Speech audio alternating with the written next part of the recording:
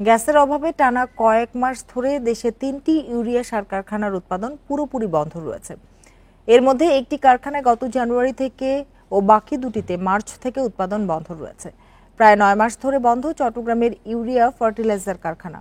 এতে ব্যাহত হচ্ছে ইউরিয়া ও অ্যামোনিয়া সারের উৎপাদন। প্রিয় নম্বর সেট করে বিকাশে সেন্ড মানি করুন ফ্রি।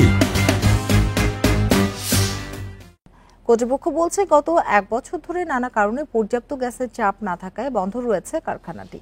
2023 সালের ফেব্রুয়ারিতে গ্যাস সংকটের কারণে ব্রাহ্মণবাড়িয়ার আশুলিয়াগঞ্জ সার কারখানায় উৎপাদনও বন্ধ হয়ে যায়।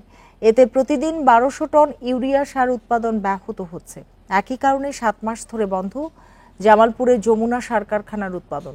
এতে কৃষি কাজে চাহিদা অনুসারে ইউরিয়া সার সরবরাহ নিয়ে এক ধরনের অনিশ্চয়তা তৈরি হয়েছে।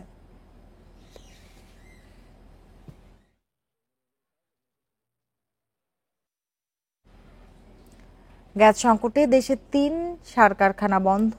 এবার জানবো জামালপুরে যমুনা সার কারখানার পরিস্থিতি। বিস্তারিত জানাতে যোগ দিয়েছেন সহকর্মী সাইমুম সাব্বির শোভন।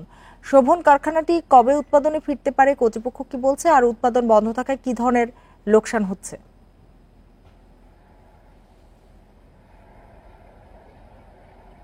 দেখুন, 1991 সালে জামালপুরের সরিষাবাড়ির তারাকান্দিতে যমুনা সার কারখানা চালু হয়। এই সার কারখানা এশিয়া উপমহাদেশের মধ্যে সর্ববৃহত্তম দানাদার ইউরিয়া সার উৎপাদনকারী প্রতিষ্ঠান।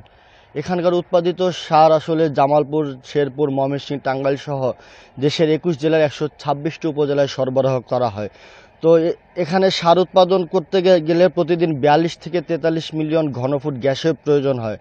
তো গ্যাস সংকটের জন্য চলতি বছরের জানুয়ারির 15 তারিখে আসলে বিকালের দিকে গ্যাস সরবরাহ বন্ধ করে দেয় তিতাস। এতে আজ 7 মাস 4 দিন যাবৎ গ্যাস সংকটের জন্য সার উৎপাদন বন্ধ রয়েছে। সার উৎপাদন বন্ধ থাকায় সবচেয়ে বেশি যে ক্ষতিতে পড়েছেন এটি হচ্ছে কারখানার সংশ্লিষ্ট ট্রাক চালক ও শ্রমিকেরা।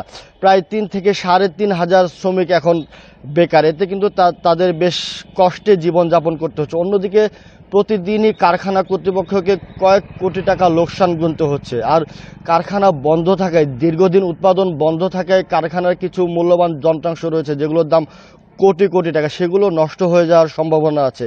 আর অন্যদিকে কারখানার সার উৎপাদন বন্ধ থাকায় বাইরে থেকে সার আমদানি করতে হচ্ছে। কারখানায় ইউরিয়া সার উৎপাদন করতে গেলে খরচ হয় 18 থেকে 20 হাজার টাকা পার মেট্রিক টন। তো সেখানে প্রায় লাখ টাকা মূল্যে পার মেট্রিক টন আসলে সার আমদানি করতে হচ্ছে। এতে কিন্তু সরকারের 70 থেকে 80 হাজার টাকা ভর্তুকি দিতে হচ্ছে। আর যমুনার উৎপাদিত ইউরিয়া সারের যে চাহিদা, কৃষকরা আসলে অন্য জায়গার বা বিদেশ থেকে আমদানি করা সার নিতে চায় না। এতে কিন্তু আসলে যারা ডিলার রয়েছে তাদেরও বেশ কিছু বিপাকে পড়তে হয়। তো সর্বশেষ গতকাল রাতে আমার কারখানার এমডির সাথে কথা হয়েছে ফোনে। তিনি আমাকে যেটি জানিয়েছেন যে কবে নাগাদ গ্যাস সরবরাহ আবার শুরু করবে তিতাস, সেই সম্পর্কে তাদের কাছে কোনো তথ্য নেই। এটি আসলে তিতাসই একমাত্র বলতে পারবে। আর তারা সর্বদা প্রস্তুত আছে।